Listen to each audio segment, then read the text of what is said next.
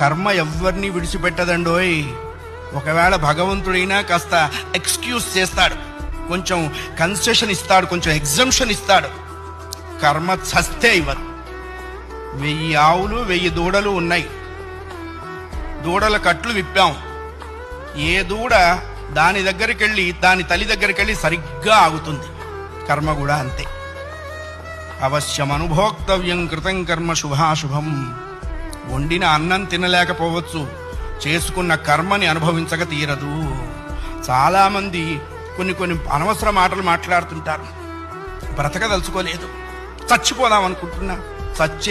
చావుడేటువంటిది ఏదో ATM card పెట్టంగానే డబ్బులు వచ్చినంత ఈజీ అనుకుంటాడు.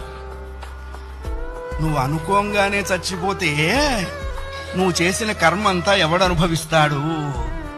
కర్మానుభవం అనుభవించడం కోసమైనా అది నిన్ను బ్రతికిస్తుంది.